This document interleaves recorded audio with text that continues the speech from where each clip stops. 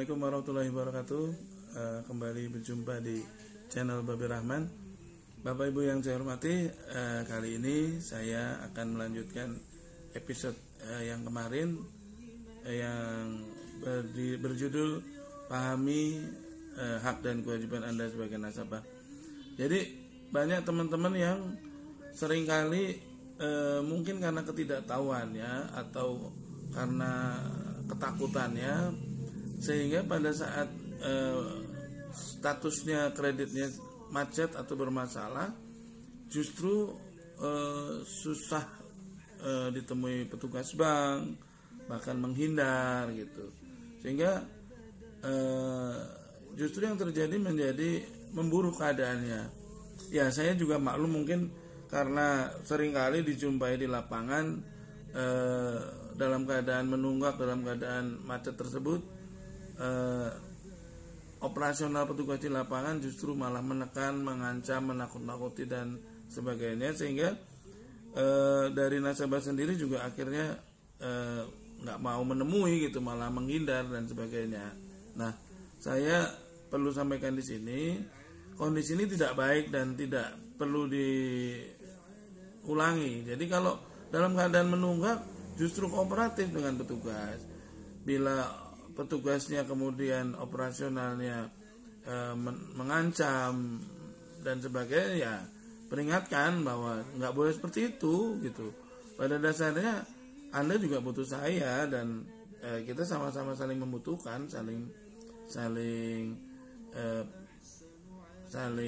mempunyai kepentingan seperti itu. Jadi justru dalam keadaan Bapak Ibu menunggak, kooperatiflah, tunjukkan iktikat baiknya, dan jangan lupa selalu berkomunikasi dengan surat menyurat, tidak cukup dengan lisan. Siapkan solusi penyelesaiannya, jangan berlarut-larut membiarkan. Jadi kadang-kala juga teman-teman dari perbankan mengira lembaga anti riba itu menjadi negatif juga, karena kadang-kadang image yang muncul itu sepertinya seolah-olah lembaga anti riba itu ngajari nggak bayar. Nggak seperti itu. Jadi mungkin kalau ini ada teman-teman perbankan yang menyaksikan video saya, perlu saya luruskan, justru lembaga anti riba itu mendorong agar masyarakat, agar kliennya, agar para debitur, para nasabah itu menyegerakan melunasi utangnya gitu. Nggak ada yang ngajarin justru nggak bayar utang, nggak ada itu. Jadi itu penilaian yang salah. Jadi kalau kita akan mendorong supaya setiap nasabah untuk segera menyelesaikan utangnya, agar segera terhindar dari dosa riba gitu, kira-kira seperti itu. Nah, kembali ke masalah tadi. Jadi kooperatiflah, tunjukkan iktikat baiknya. Terus siapkan solusi penyelesaiannya. Kalau memang kira-kira hasil usaha Anda tidak lagi mampu untuk membayar, kira-kira sudah tidak ada lagi kemampuan membayar, ya segera jual aset gitu. Jangan menunda-nunda gitu. Karena menunda-nunda masalah, menunda-nunda jual aset itu sebenarnya bom waktu buat Bapak Ibu sendiri. Bisa jadi tiba-tiba ada pemberitahuan lelang. Nah, kalau dari pemberitahuan lelang baru kelabakan. Banyak orang yang datang pada saya sudah dalam kondisi sudah mau dilelang, atau bahkan sudah ada pemberitahuan lelang. Padahal kadang sudah 2 tahun, 3 tahun oleh perbankan nggak diapa-apain gitu. Sekarang kelabakan gitu. Sekarang baru memikirkan solusi melunasi dengan menjual aset. Nah, itu saya salahkan. Jadi kalau Anda tobat riba, Anda memang betul-betul pengen menyelesaikan urusan dengan riba Anda, ya segera selesaikan.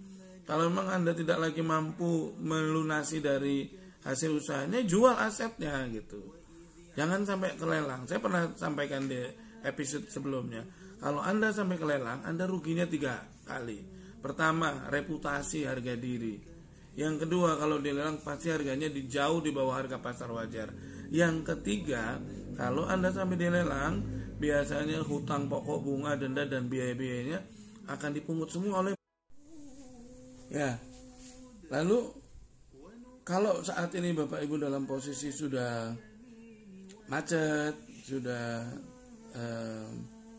terancam dilelang, ya kalau memang kira-kira Bapak Ibu sudah dalam usahanya menjual aset tapi belum laku, ya gugat banknya gitu. Anda masih bisa menggugat bank. Jadi perlu Bapak Ibu pahami, putusan lelang yang dibuat oleh institusi lelang yang telah ditunjuk, apakah itu KPKNL ataupun balai lelang swasta yang lain, itu putusannya bersifat final dan mengikat, bersifat final and binding, tidak bisa diganggu gugat. Jadi kalau Bapak Ibu sudah terlanjur dilelang, ya kalau memang kira-kira masalahnya enggak ada lain, artinya bank memang punya kewenangan untuk melelang, ya saya akan mendorong kepada Bapak Ibu untuk melepaskan simbol-simbol dunia. Artinya bisa jadi ya memang itu cara terbaik oleh Allah untuk membersihkan harta Bapak Ibu, ya, seperti di episode yang lalu bahwa rezeki itu sudah ditetapkan Allah sejak 50.000 tahun sebelum kita dilahirkan, sebelum alam semesta ini diciptakan bahkan. Jadi kalau mau perlawanan tuh sebelum lelang terjadi atau ketika lelang terjadi, pokoknya sebelum jatuh pemenang lelang, ya. Kalau sudah jatuh pemenang lelang, maka itu percuma, buang-buang duit. Anda cari bantuan pengacara manapun, saya tidak menjamin itu akan menang, itu akan berhasil, karena lelang itu adalah hak bank, ya, hak bank yang dilindungi oleh undang-undang. Bahkan pemenang lelang itu juga adalah pemenang yang sah menurut undang-undang. Jadi kalau memang tidak ada masalah dengan jaminan, artinya pemilik jaminan adalah orang yang sah, yang menandatangani pengikatan jaminan dan sebagainya, maka saya tidak merekomendasikan kalau putusan lelang sudah terjadi, ada pemenang lelang, saya tidak rekomendasikan untuk menggugat, melakukan perlawanan.